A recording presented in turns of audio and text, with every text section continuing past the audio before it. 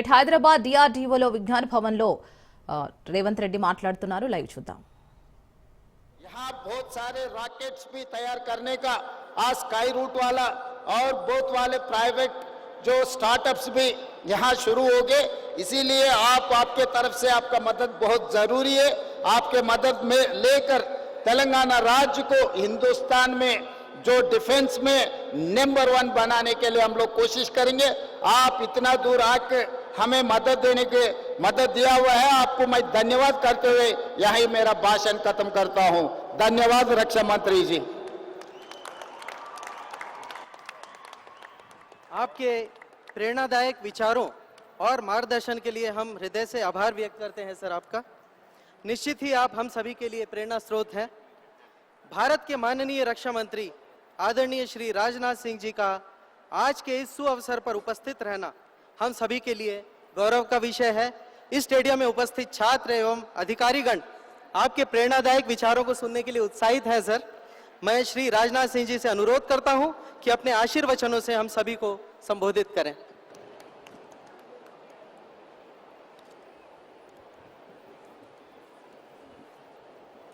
बोलिए भारत माता की, भारत माता की जय।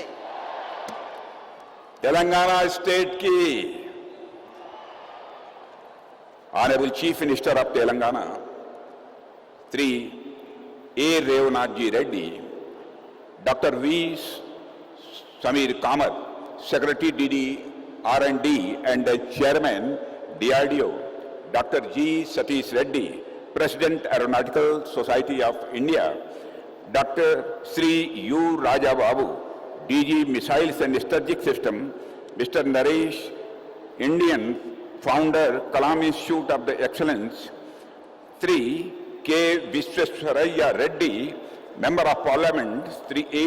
K. Gandhi, MLA, Sri Srinivas Reddy, Chairman, Sports Authority of Telangana, senior officials, academicians, industry partners, young and bright students who are gathered here in large number, friends from media, ladies and gentlemen.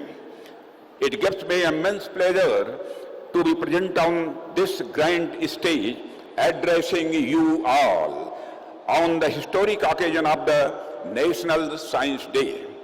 I am very happy to see this huge gathering of the young, inquisitive and energetic minds present in this great setting. I feel the vibes of positivity in each one of you and am enthused to communicate with you with all my earnestness. Friends, as we know, 20th February is celebrated to honor the discovery of Raman effect by Sri C.V. Raman. On this day, in 1928, Sri Raman discovered that when light is scattered by the molecules, it undergoes change in wavelength. This discovery was significant in physics and earned Sri Raman the Nobel Prize in 1930.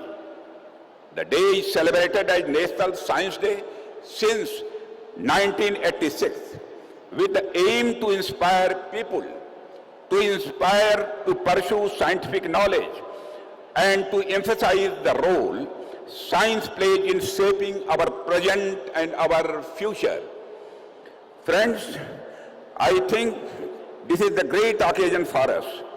Friends, the National Science Day is one such occasion which not only commemorates the achievements of our scientists, but also encourages the younger generations to take up science and innovation for national development.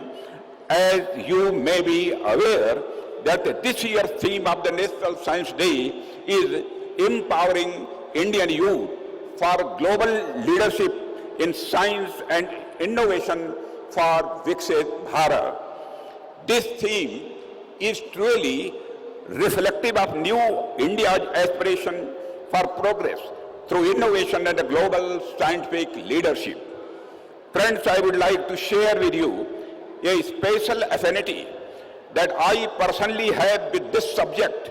I have been a student of science in my academic years and was a lecturer in physics early on before entering public life. The day resonates with my own journey, reminding me of the power of curiosity, questioning, and exploration, the very foundation of modern science. Friends, it has been my lifelong endeavor to encourage these values, knowing that they are the driving force behind innovation and progress. It is in this context that I feel blessed to address this magnificent gathering today as I see the multitude of the young people gathered here. I would like to start with a brief historical perspective of human evolution. Through the journey of the scientific development, since the bringing of history, it is a sweeping, although very brief, account for my young friends here to make them understand how human evolution and the scientific progress have been so intertwined. Friends, as some of you would be aware, life started on Earth some 4 billion years ago when some organisms came into being.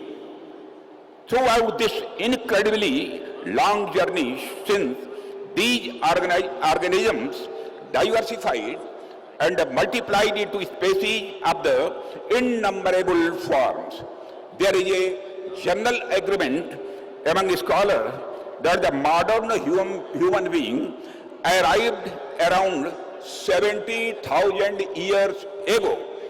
These were times when population was very less and land, forests, rivers, rocks in abundance.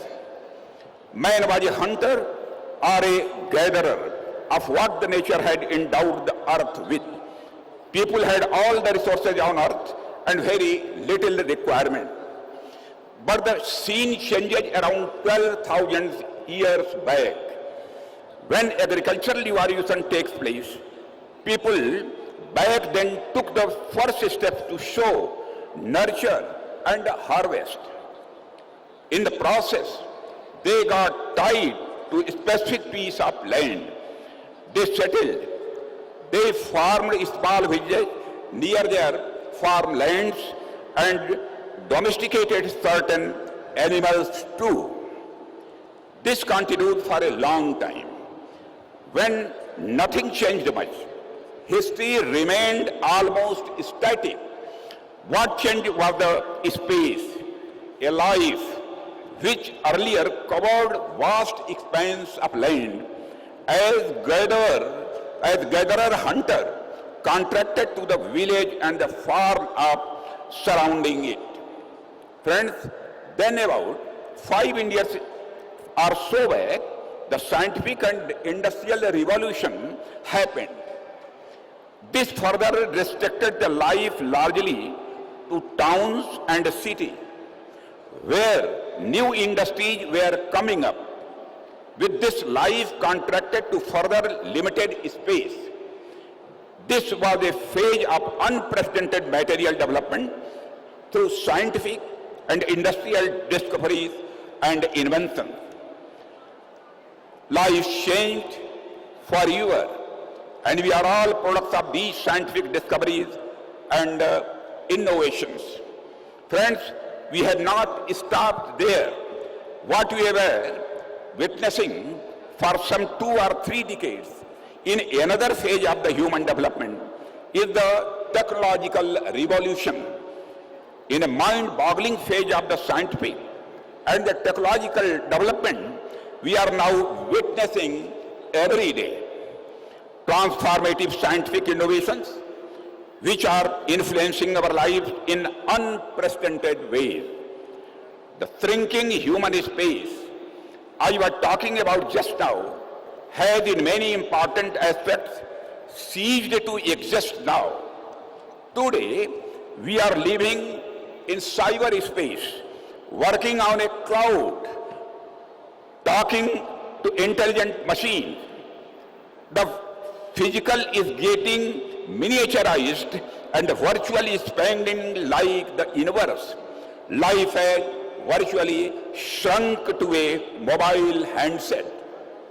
Friends, India was no exception to this development. In fact, it will not be a hyperbole to say that the first nation to have cultivated science was India, our country. Indians had profound knowledge about the heliocentric model of the solar system, value of pi, and the